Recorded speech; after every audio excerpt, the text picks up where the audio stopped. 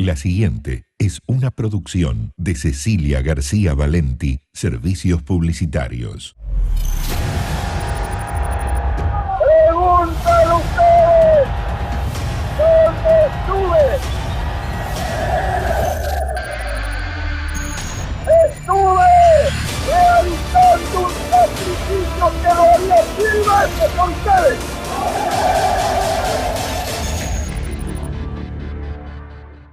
¿Cómo les va? Gracias por acompañarme en un nuevo especial, Un pueblo, un 17 de octubre. Vamos a recorrer la vida del general Perón desde su infancia, porque fuimos a Lobos, ¿sí?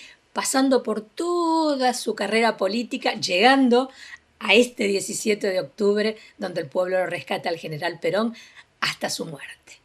Te invito a compartir Un pueblo, un 17 de octubre.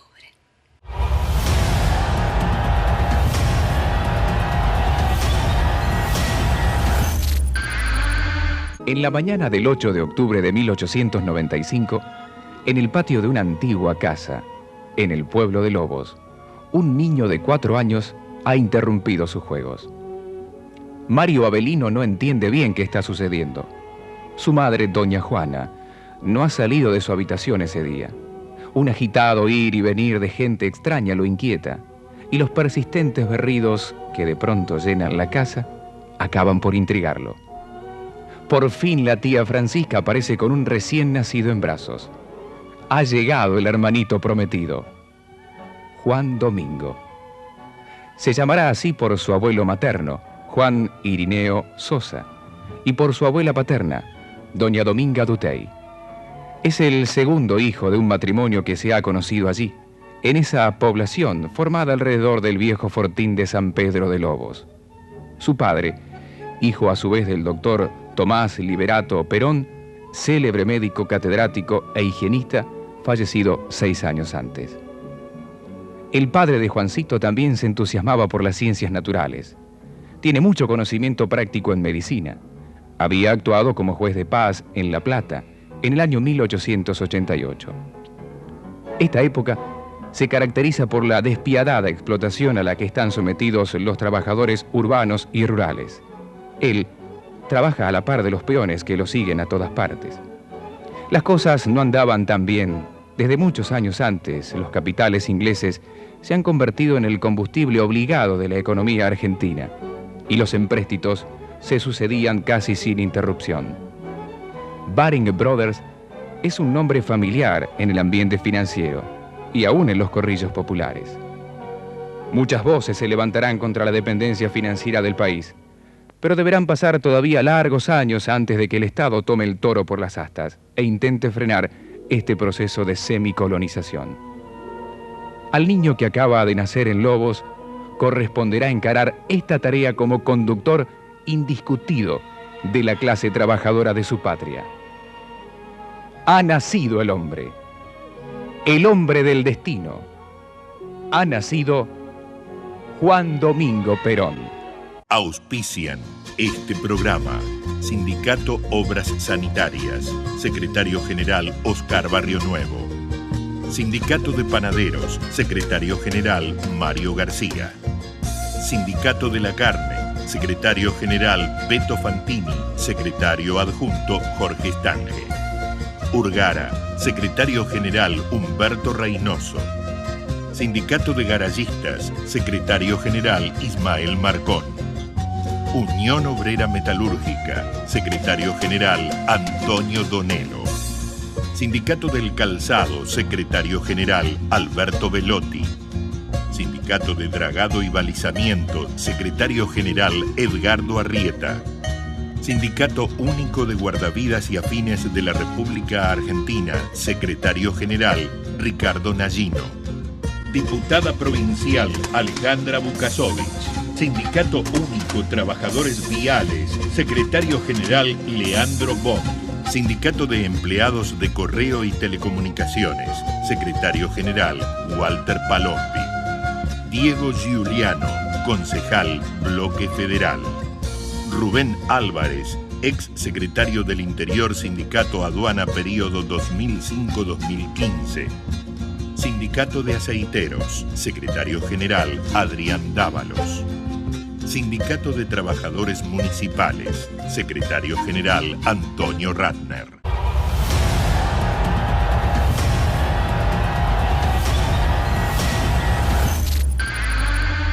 Perón nace en esa casa y vive hasta los 5 años. Él, en su regreso, cuando vuelve a Lobos, vuelve a la casa esa y dice que como anécdota lo que él recordaba es jugar en el árbol ese, que es un hijo del árbol natural, que era la higuera. Es una de las cosas que él remarca, que recordaba haber jugado en ese árbol. Él en primer momento se llama Juan Domingo Sosa, ¿no? Después es Juan Domingo Perón, no es reconocido de forma inmediata. Los rescates que yo hacía los iba siguiendo. Habíamos estado rescatando la gran inundación del NOA. Entonces voy a llevarlo y me palmé el hombre. ¿Cómo anda mi hijo?, me dice. Entonces me doy vuelta y le digo: mi general, en ese lugar anteayer estaba el cacique Ramiro, el más humilde de los pobladores del país. Y ahora lo tengo sentado ahí a la máxima autoridad del país, el presidente. Entonces se ríe y me dice: muy bien, mi hijo, dice, mire, le voy a hacer un pedido.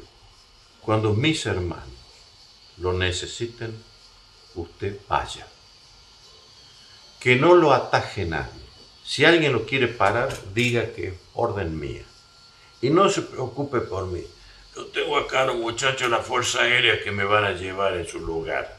Pero yo quiero que usted vaya a asistir a salvar a mis hermanos. No se olvide. No, mi general. Lo dejamos en la quinta, nos volvemos. Y en el vuelo de regreso le pregunto a Salato, el director de Emergencias Sociales, ¿por qué Perón me hizo ese pedido? ¿Por qué ese énfasis de mis hermanos, los aborígenes? Y me dice Salato: ¿cómo? ¿Y usted no sabe quién es la mamá de Perón? ¿La mamá de Perón? No, nunca escuché. Yo sabía que era un estanciero, el padre. La madre no. Una hermosa doncella tehuelche.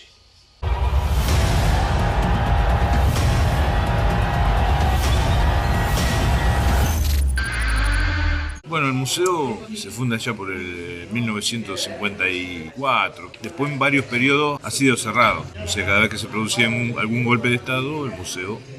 Y bueno, los peronistas rescataban las cosas lo que podían, y inclusive hay una placa ahí del año 53 que fue encontrada en el año 89. Es una historia interesante. Fue encontrada en el año 89 por un albañil cuando se estuvieron arreglando los pisos. No sabemos cuál fue el motivo, si fue que los golpistas la tiraron ahí o un peronista la escondió para que no la rompiera. Tenemos una sala donde está todo lo que serían los muebles del general cuando vivía en Puerta de Hierro, el televisor, los zapatos blancos, eso que Perón aparece en varias fotos, radio. También hay elementos de Moreira, hay armas de Perón. Está parte de los muebles cuando él estaba en la Secretaría de Trabajo. La casa, cuando la vende la familia Perón, tiene remodelaciones con la otra familia que la compra. Cuando él viene ya es el frente este. Cuando Perón viene en el año 53 ya es el frente que está ahora. Las visitas que uno recibe cotidianamente, hay gente que llora, que se emociona, hay gente que dice: no puedo creer que estoy acá. Hay veces que los fines de semana en el patio se arma la polémica política, se encuentran gente de distintos lugares y empiezan a charlar políticamente de los distintos procesos, ¿no es cierto? Es muy interesante.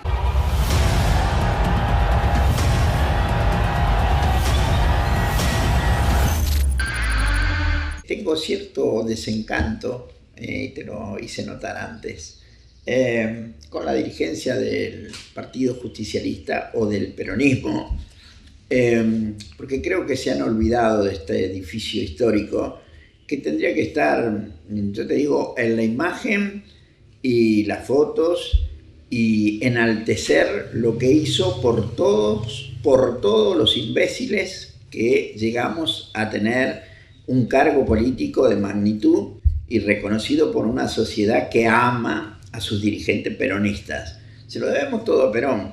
Y sin embargo, realmente me hubiera gustado una cosa mucho más grande, un monumento como se le hizo a Sarmiento en la Plaza Sarmiento en Rosario, y no un busto del general. Es más grande el busto que yo tengo en el sindicato que el que vi acá. Lo que sí me emociona es esto, la cama donde él dormía. Estos sillones que tenés vos y yo, los zapatos del general. Nunca soñé estar tan cerca de la habitación del general, de la cama, digamos, estas sillas, estos sillones, el espejo y todas esas cosas que guarda esta casa que debería ser histórica y donde tenemos un debe en el haber de todos los peronistas, porque creo que se podría haber hecho mucho más, por ejemplo, en esta plaza que nos da enfrente, donde tendría que estar la imagen del general, pero muy grande, creo que casi a la altura del Cristo Redentor. Cada una de las cosas es un recuerdo tan lindo. Me gustó mucho ver un agradecimiento de José María Bernés, no sé si lo viste vos, fue durante nuestro primer gobierno en Santa Fe, de nuestro periodo, digamos, allá en el 83. Creo que cada uno de los gobernadores tendría que hacerse notar, cada uno de los que levanta la bandera del peronismo tendría que hacerse notar acá en Lobos, acá tendría que ser la imagen eterna del general para todo el pueblo que visite esta ciudad, que es muy linda, es muy grata, pero tenemos deuda todavía con el general Perón. ¡Pregúntale ustedes! ¿Dónde estuve? Estuve realizando un sacrificio que lo haría 1000 veces por ustedes. El 17 de octubre yo creo que fue el lanzamiento del movimiento más grande de la historia argentina, que es el peronismo. El 17 de octubre es uno de los cambios políticos y sociales, te diría el más importante del siglo XX. Es consecuencia de una lucha que viene de 1920 a esa época, ¿no? En 1930 hubo grandes luchas históricas en la historia, y el 17 de octubre es una consecuencia de esa lucha. ¡Este pueblo! ¡Este es el pueblo sufriente que representa el dolor de la tierra madre que hemos de reivindicar! Lo ponen a él de secretario de Previsión Social y era ministro de Guerra. Perón, a partir del 17 de octubre, representa la rebelión de los que no tenían nada. Y él obviamente en ese momento consigue muchísimas cosas de aumentos salariales, vacaciones, aguinaldo. Y empieza a acercarse a los dirigentes y los dirigentes a él, porque obviamente iban logrando acuerdos, mejora de sus acuerdos, mejora de sus condiciones. Perón, que en ese momento era coronel, se gana la lealtad de obreros y sindicatos. Porque significó la incorporación de los trabajadores a la vida política argentina. Y den también el primer abrazo a esta masa grandiosa que representa la síntesis de un sentimiento que había muerto en la República, la verdadera civilidad del pueblo argentino. Pregúntale ustedes, ¿dónde estuve? Estuve realizando un sacrificio que lo haría 1000 veces por ustedes.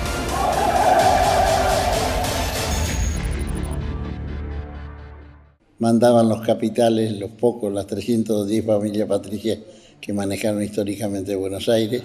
Los trabajadores estaban afuera, no eran sujetos de la política argentina. Perón interpreta, digamos, que el Estado tiene que ser partícipe en esos conflictos entre capital y fuerza de trabajo. En Perón encuentran a un hombre que los escucha, a un hombre que los aconseja y que los incita a que se organicen. Y a todo esto el capital empieza a molestarse por esa acción que tiene Perón junto con su vice mercante. El 8 de octubre de ese año, el general Ábalos habla con Farrell para pedirle la destitución de Perón. Entonces Perón, en ese momento lo llevan detenido a la isla de Martín García. Ese encarcelamiento, ese acto de crueldad con un hombre de ese liderazgo, dio lugar al movimiento social y político que todavía tiene presencia y protagonismo en la Argentina, que fue el peronismo. ¡Pregúntale ustedes! ¿Dónde estuve? Estuve realizando un sacrificio que lo haría 1000 veces por ustedes.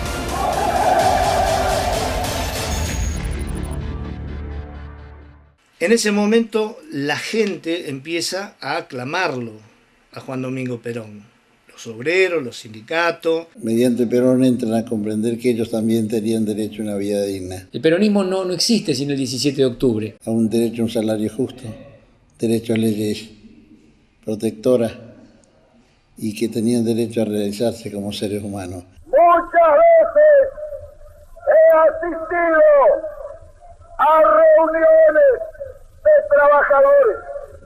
Siempre he sentido una enorme satisfacción, pero desde hoy sentiré un verdadero orgullo de argentino porque interpreto este movimiento colectivo como el renacimiento de una conciencia de los trabajadores. Es un hecho de quiebre histórico.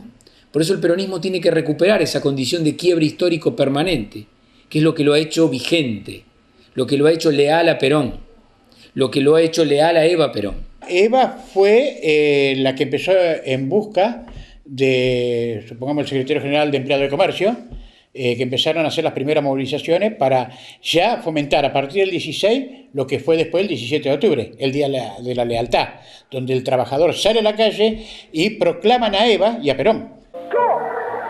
Que el 12 de octubre me encontraba ante la impotencia sola, amargada, llorando porque no tenía cómo sacar al líder de este mal trance y el pueblo me lo devolvió y se lo devolvió a la Argentina.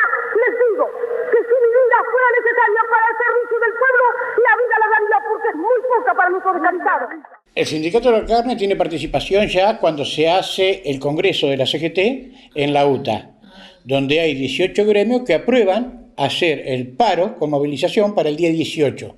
Todo el Partido Laborista y todo se gesta, porque queremos hacer una huelga general con todos los trabajadores del país, para derribar la dictadura, para hacer que se vayan a más las elecciones. El gremio de la carne, el día 17, con Cipriano Reyes a la cabeza, empieza a movilizar toda la gente de lo que era el frigorífico de Berisso, y movilizándolo a pie. Y los trabajadores iban dejando sus puestos de trabajo y agrupándose, en donde hubo un grito que fue espontáneo, sin galera y sin bastón, los muchachos de Perón. Y yo estuve conversando con Perón varias veces. Y me quiso llevar Perón a mí, cuando después que dice, quiero hablar con usted. Yo trabajaba en los frigoríficos. No, señores, bueno, yo no necesito cargo para esto porque me crié sin cargo. Cuando yo entro a la dirigencia gremial, Cipriano Reyes ya era la leyenda del gremio. Y después Perón sale haciendo discursos políticos contra todo, hasta que llega el momento y lo llevan preso. Y estuvo en la isla Martín García. Después de ahí fue trasladado, a pedido del pueblo, fue trasladado al Policlínico Militar. Entra en una aclamación muy grande donde miles y miles y miles de personas van a la Plaza de Mayo. El 17 de octubre marchan y eventualmente después de ese acto a Perón lo sacan de Martín García, lo mandan a un hospital militar y eventualmente después se acerca a la plaza y da un discurso. Entonces, ¿qué pasa? Los militares no ven otra posibilidad que lo llaman a Perón y le dicen que por favor se haga presente en la Plaza de Mayo para calmar al pueblo. preguntan ustedes dónde estuve. Estuve realizando un sacrificio que lo haría 1000 veces por ustedes.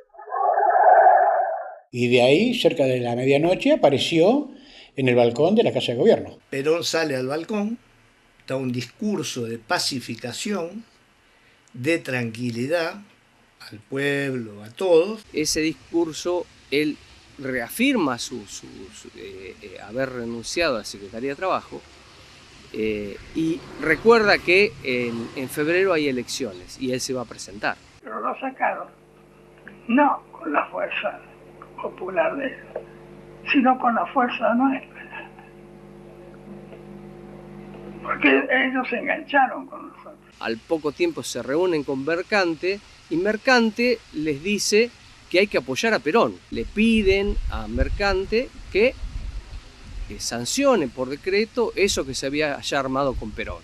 Aparece el decreto 33.302 que se firma, donde se reglamenta el salario mínimo vital, se reglamenta el aguinaldo y participación en las ganancias.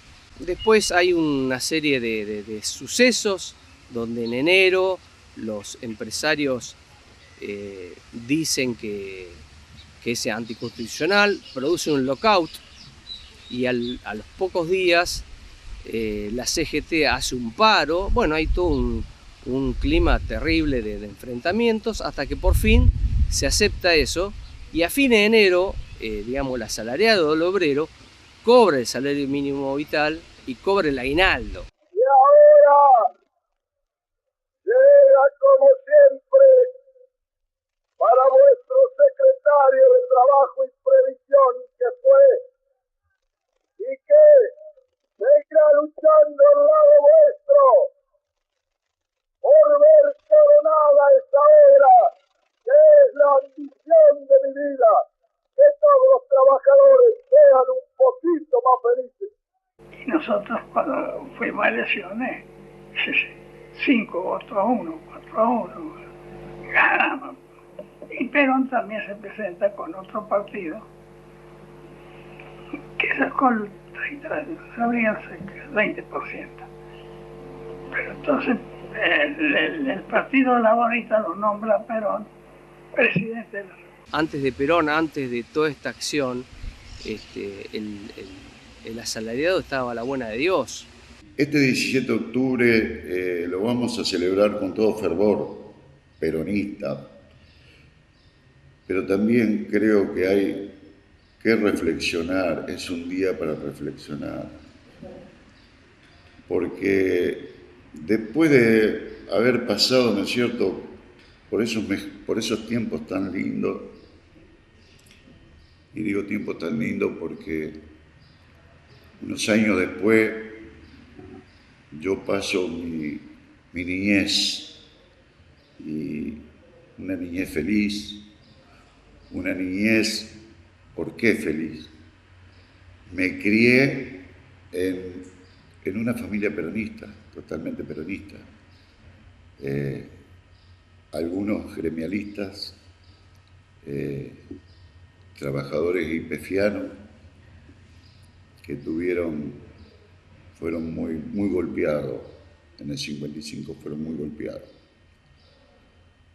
Tuve el caso de un tío mío que la pasó muy mal. Pero dentro de sí, ¿no es cierto?, agradezco al peronismo haber tenido esa niñez, a pesar de esos dolores. Pero dolores que, ¿no es cierto?, con el tiempo fueron, a lo mejor, como quien dice, se van cicatrizando, pero son cosas que quedan.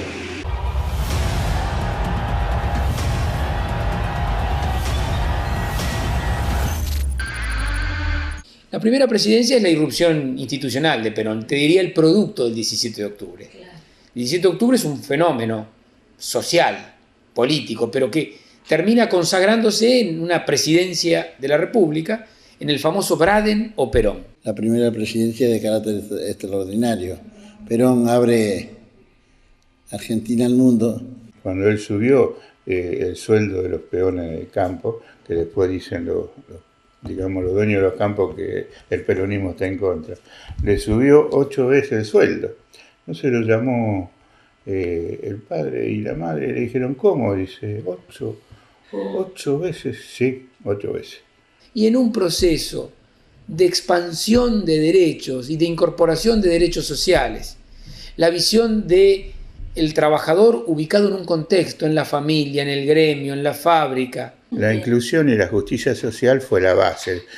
¿Cómo incluía a la gente que en ese momento no tenía muchos oficios?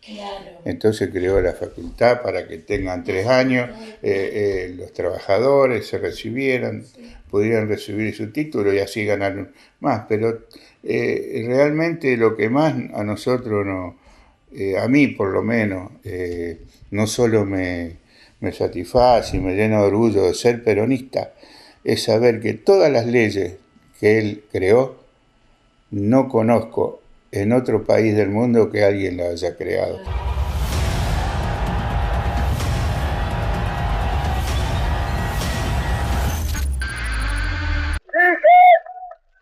Dije que había llegado el momento del consejo. Recuerden, trabajadores, únanse, sean hoy más hermanos que nunca. Sobre la hermandad de los que trabajan a levantarse en esta hermosa patria la unidad de todos los argentinos. Se pone como equidistante de los dos poderes, tanto de la izquierda como de la derecha, y le habla al mundo de una tercera posición, justamente en el Congreso de Mendoza de 1949, donde el presidente de Estados Unidos no comprendía que era la tercera posición, y Perón decía que no estamos ni con la izquierda ni con la derecha, somos algo equidistantes de esas posiciones y marcamos una tercera posición más solidaria, más comprometida con los pueblos, más comprometida con la humanidad en el futuro del hombre.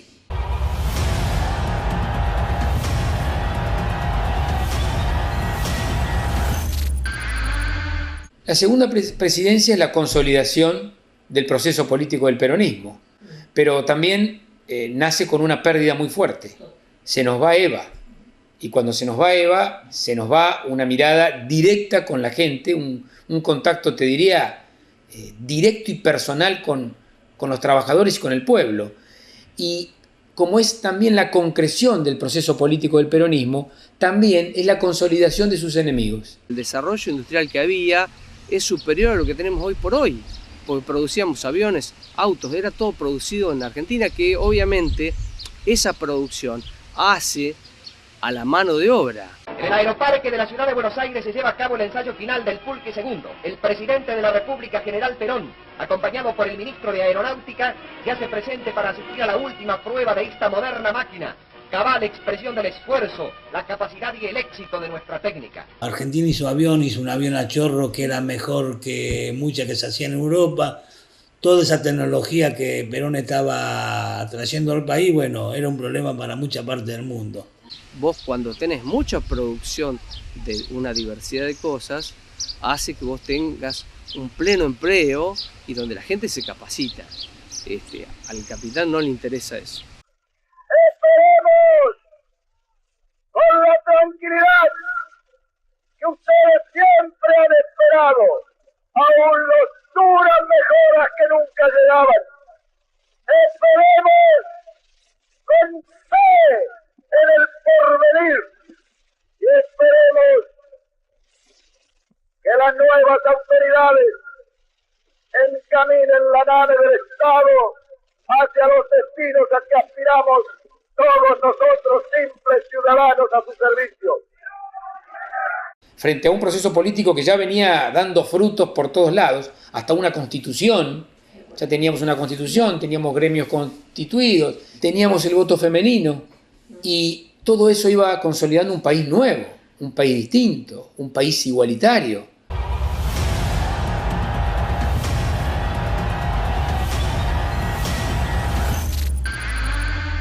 La segunda presidencia se ve opacada después de la muerte de Evita, que fue nervio y motor de esa revolución, porque Evita fue la compañera que vinculaba a Perón con el pueblo.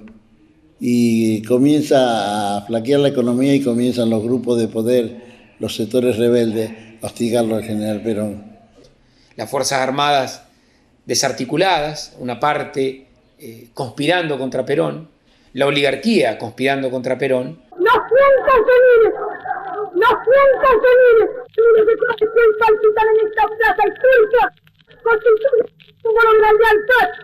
Día de la lealtad, sí, porque encarna la lealtad de un pueblo para su líder. Por eso el 17 de octubre se ha denominado el Día de la Lealtad. Se queda sin Eva y se queda muy solo frente a los enemigos del pueblo. Pero no obstante eso, no tanto las vicisitudes que tiene, logra mantener medianamente una Argentina en crecimiento. Acá se une todo el capital más los intereses extranjeros en la segunda, que hacen que termine como termina Perón, que Perón en su momento pensó en enfrentar al capital, pero cuando ve que estaban decididos a todo, con el bombardeo de la Plaza de Mayo y demás, opta por que no.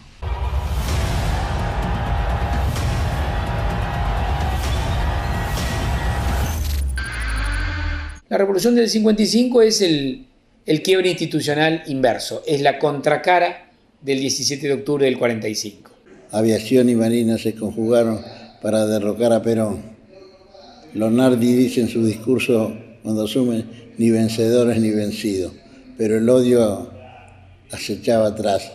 Mediante Aramburu y Rojas lo destituyeron y comenzó la revolución.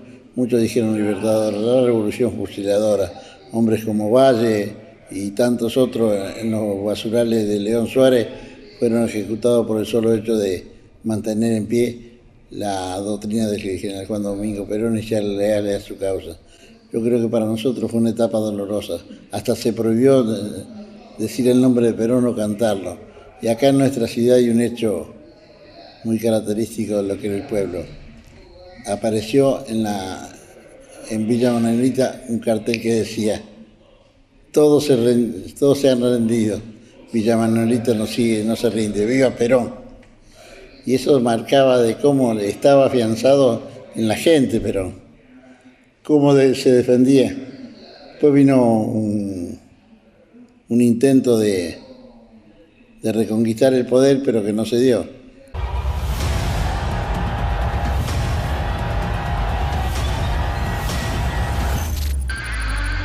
Yo pienso que Rosario del 121 fue uno de los principales que apoyó a Perón, lo que tengo entendido, porque yo no estaba. Sí, claro. Fue uno de los que apoyó a Perón, el batallón del 121, y Rosario la vivió con muchos muertos, muchos heridos, y los trabajadores en la calle. Y una vez que estábamos esperándola a la señora que saliera, estábamos en el helipuerto de la Casa de Gobierno, y le pregunto, mi general, digo, usted con la capacidad que tuvo para su gestión de gobierno, todo eso, ¿cómo es posible que lo hayan volteado, que le hayan hecho terminar su gobierno en el 55? Nosotros pudimos haber resistido y podemos haber muerto 1 millón de argentinos. Teníamos con qué matar. Entregar las armas al pueblo y empezar. El asunto para mí era muy simple, decreto la movilización, formé una división en Buenos Aires, para lo cual tenía todas las armas y todo lo necesario, marchó sobre Córdoba, tomó Córdoba, fusiló a todos los que intervinieron en la revolución, de ahí me pongo en marcha hacia Guión de Revolución. Para mí, general, era una cosa muy simple. Pero, ¿qué resolvíamos con eso? La sinarquía internacional se nos iba a echar encima más furiosamente, quizás iban a mandar marines. ¿Y qué le íbamos de favor al país? ¿Íbamos a liberar al continente con eso? Y me dice, la sinarquía, mijo. Nosotros, durante 10 años, fuimos libres. Fuimos libres, pero ¿qué nos pasó? Esa sinarquía internacional, rodeada de países y países, nos aplastaron. La sinarquía.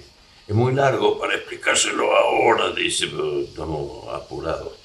Pero lea mi libro. Él era profesor, había sido profesor en la escuela de comando de ejército. Y había escrito los libros. Y entre los libros que escribió estaba La sinarquía internacional.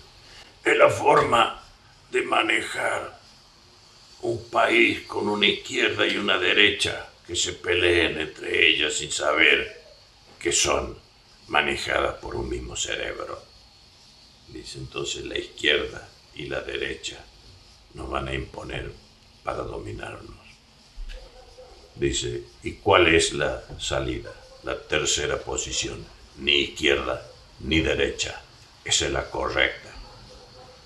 Si yo hubiera estado con Nasser, con Tito, con los grandes, hubiéramos estado juntos, hubiéramos sido contemporáneos, y si hubiéramos hecho una unión internacional, quizá hubiéramos tenido éxito. Solo nos fueron destruyendo uno por uno. Es la sinarquía, mijo.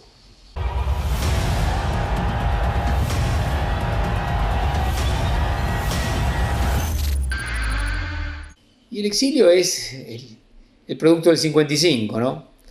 Después del 55 tomó las riendas del país yo te diría, no los antiperonistas solamente, los que no coincidían con que los trabajadores sean cada vez más iguales, con los que no coincidían con que los más humildes tuvieran poder decidir. Eso fue el 55. Fue la contrarrevolución más grande que tuvo, por lo menos, este país en este tiempo, ¿no? ¡Que sepan los indignos farsantes que este pueblo no engañan a quien no traiciona! Bueno, el exilio del general Perón fue bastante tormentoso. Donde iba, el gobierno presionaba para que lo sacaran. Así tuvo en Paraguay, en la cañonera que se fue, así tuvo en Santo Domingo, y en los distintos lados que fue a parar, vivían conspirando contra su vida, intentando asesinarlo. No fue muy tranquilo. A la mañana me despierto con el noticioso de la mañana que dan aquí siempre, ¿no? Después de eso veo algunas cosas acá y salgo muchas veces a caminar por casitas, por acá adentro también, ¿no? Pero lo que yo busco es caminar unos 4 o 5 kilómetros diarios, porque el viejo se pudre como los postes, esos que están enterrados, ¿no? La parte enterrada es la que se echa a perder, bueno, las piernas le fallan a uno. Hago siempre un trabajo compensado, camino, hago un poco de ejercicio físico. Y es muy peligroso, la comida española es una comida muy fuerte.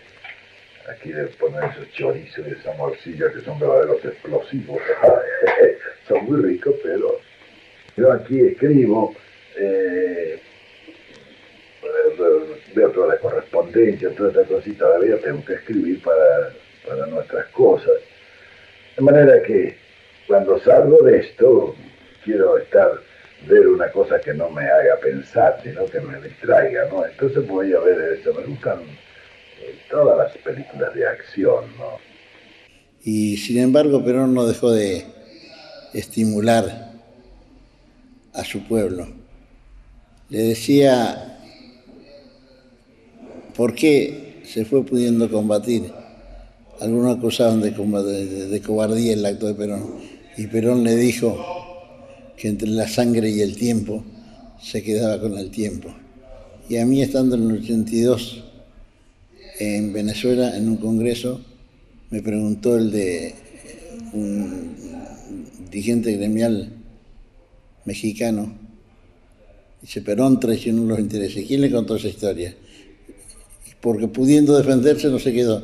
Perón dijo, entre la sangre y el tiempo me quedo con el tiempo. Y él me dice muy suelto, ¿y qué consiguieron con el tiempo? Que de los vientres de las mujeres argentinas sigan pariendo hijos peronistas. ¿Le parece poco? ¡Preguntan ustedes! ¿Dónde estuve? Estuve realizando un sacrificio que lo haría 1000 veces por ustedes.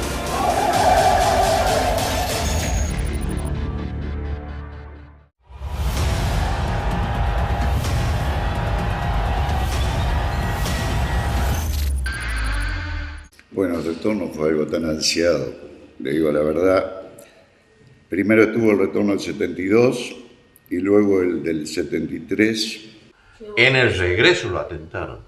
Sí, y un amigo mío que venía de comandante del avión, que había sido piloto de Gloster, lo dieron de baja porque fue el que derribó a un avión de la Marina que había bombardeado la Plaza de Mayo. Cuando dice que la Fuerza Aérea, mentira, fue la Marina la que bombardeó. Y la Fuerza Aérea con los Gloster reprimió y huyeron al Uruguay y él derriba a uno de los NA marinos sobre el Río de la Plata. Y ese tipo lo dan de baja. Después porque gana, cuando se va Perón, después viene la Revolución Libertadora y ahí te lo dan de baja. Y se va como muy buen piloto, entra en aerolínea.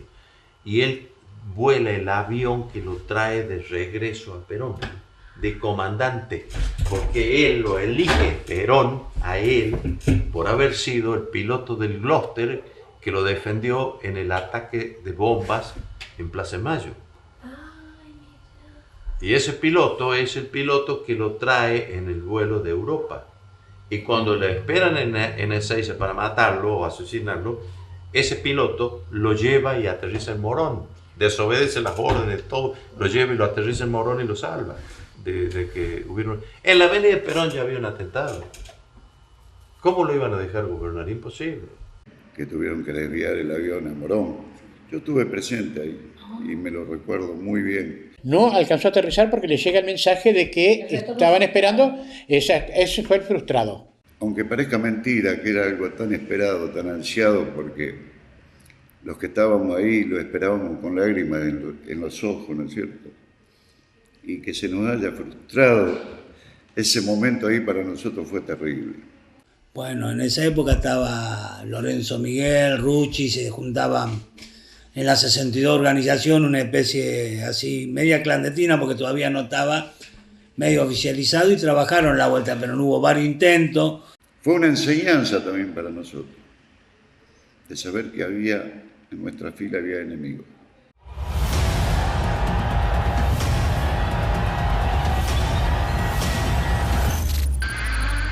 Y vuelve en el año 73, cuando la presidencia de Cámpora, que hacía poco que Cámpora había ganado las elecciones. El día realmente esperado de todos los argentinos, la foto que quedó en la historia. A muchos jóvenes como yo, que yo era un pibe en esa época, es parte de la historia y quedó en la retina de muchos. Y Rucci era también un gran dirigente.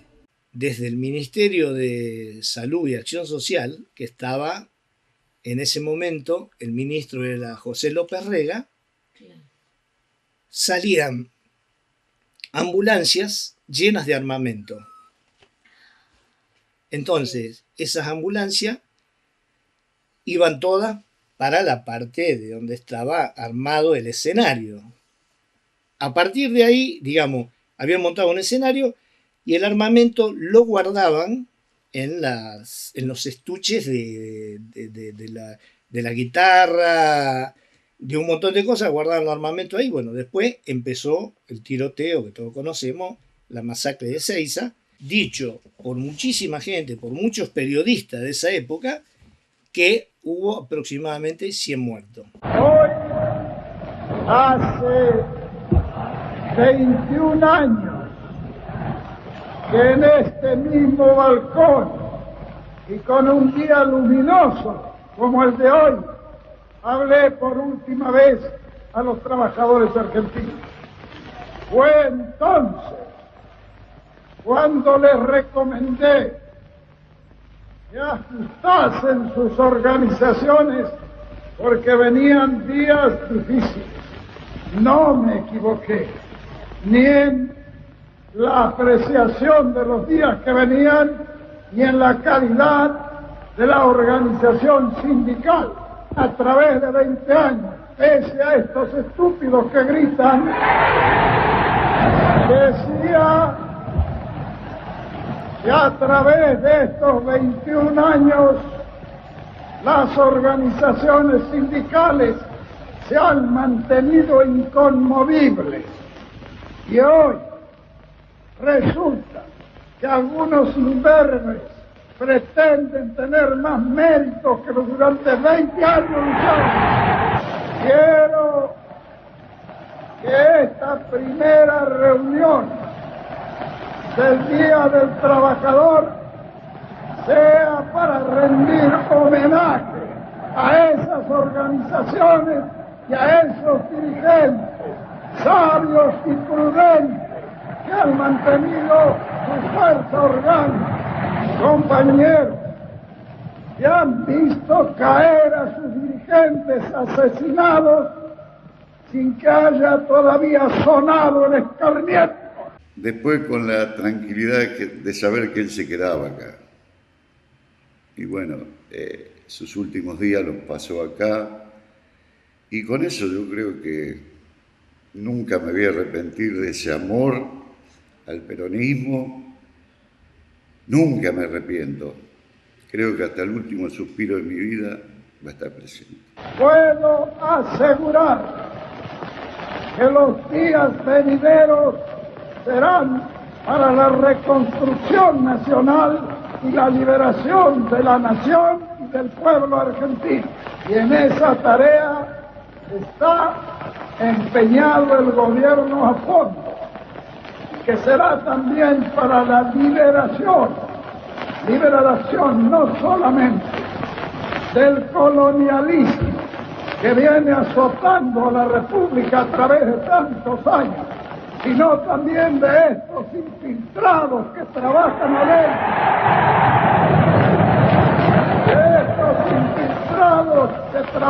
adentro, y que traidoramente son más peligrosos que los que trabajan de afuera.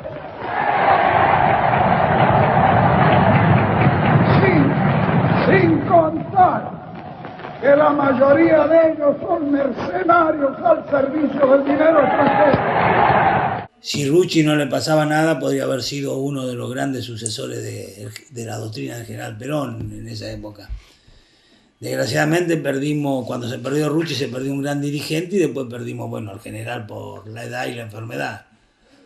Y eso golpeó mucho al peronismo. Le mataron a Rucci y vino la amenaza de matarlo a él. Ahí fue donde el pedido de Perón se hizo efectivo por dos cosas. Pues yo era un piloto que había tenido encuentros, tiroteos y cosas y que intentaron derribarme y no pudieron.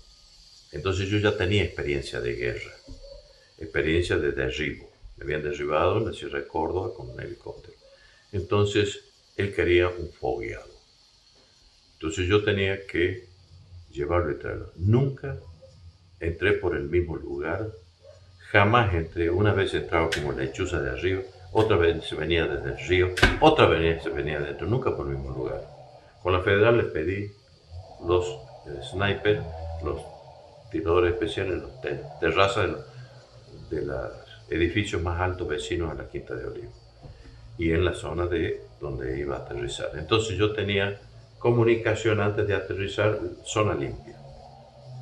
Si alguna mucama sacaba un eco por la ventana iba a haber un problema, pero nos aseguramos que él merecía una atención de ese tipo y una especial dedicación a que no le pase nada. Y yo estaba encargado de eso como piloto de su helicóptero. Confiaron la vida de Perón en mi mano. Yo tuve esa distinción tan honorable que fue una de las más importantes de mi vida. Ser el piloto personal de Perón fue un galardón en mi carrera de piloto y de persona.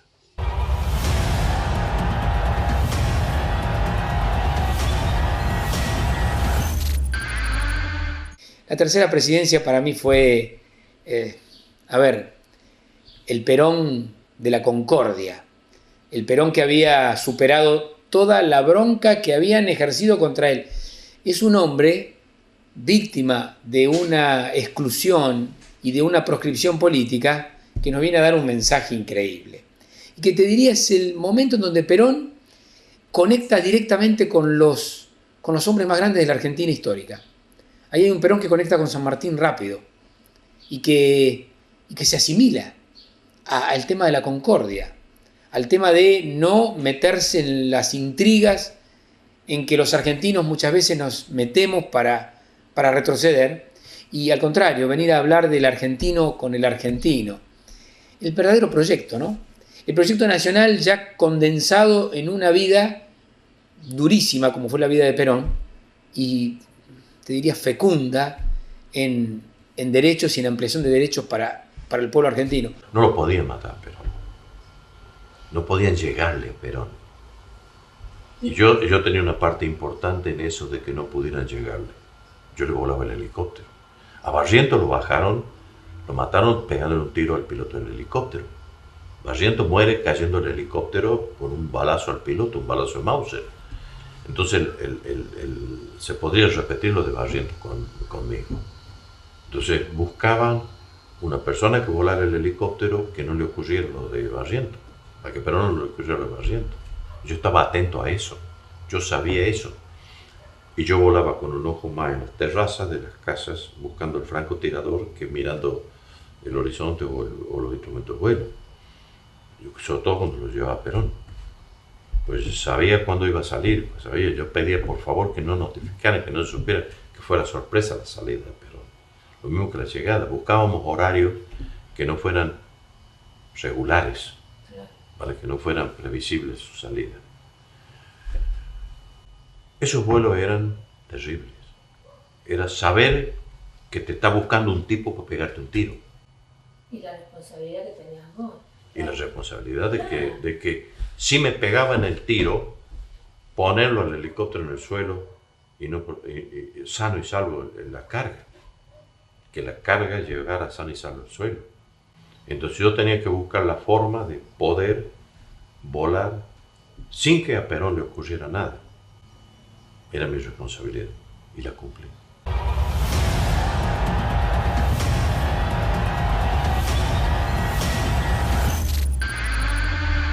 La tercera presidencia culmina con la muerte, ¿no? Culmina con la muerte de alguien que ya no daba más.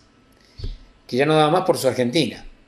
Un hombre que había sido finalmente, te diría, combatido y había terminado siendo la muerte. La muerte se lo llevó. No pudieron con él. No lo derribaron. No lo derribaron el helicóptero.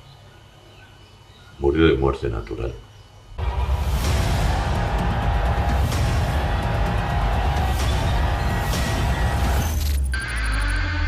Todos sumados, acompañándolo, y todos sumados en el esfuerzo común de salvar para todos los tiempos la paz de los argentinos.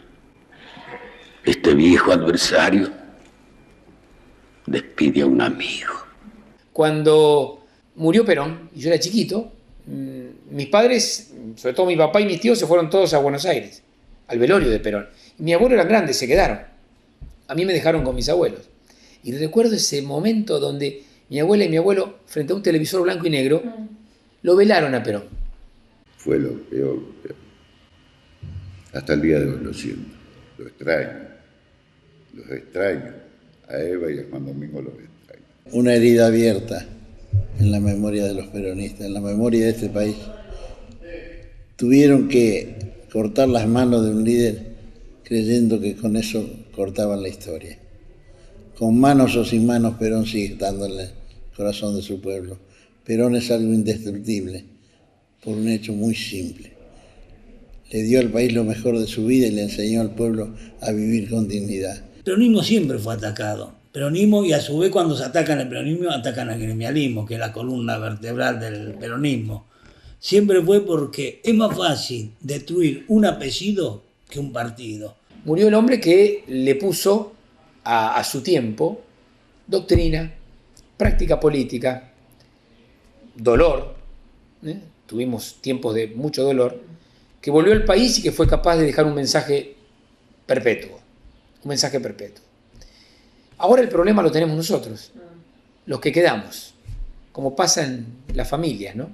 Los que quedamos, ¿cómo administramos ese legado? Según todos ustedes, ¿dónde estuve?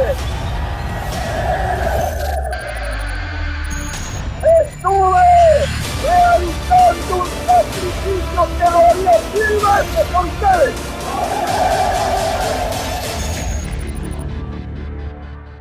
Ya llegamos al final de Un Pueblo, un 17 de octubre. Gracias por acompañarme. Nos vemos en el próximo especial. Gracias.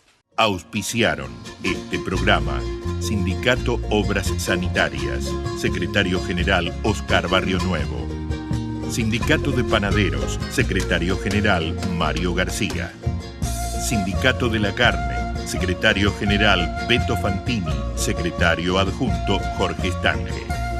Urgara, Secretario General Humberto Reynoso. Sindicato de Garallistas, Secretario General Ismael Marcón. Unión Obrera Metalúrgica, Secretario General Antonio Donelo. Sindicato del Calzado, Secretario General Alberto Velotti. Sindicato de Dragado y Balizamiento, Secretario General Edgardo Arrieta.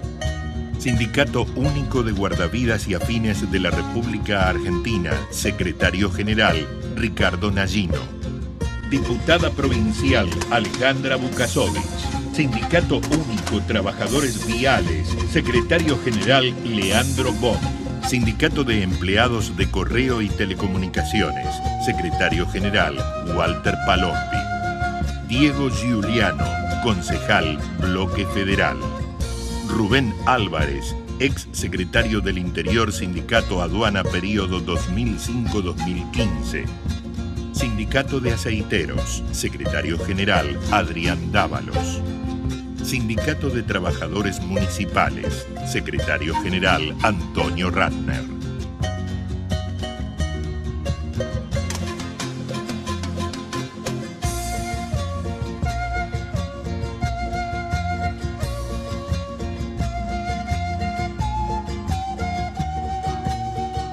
Esta fue una producción de Cecilia García Valenti, Servicios Publicitarios.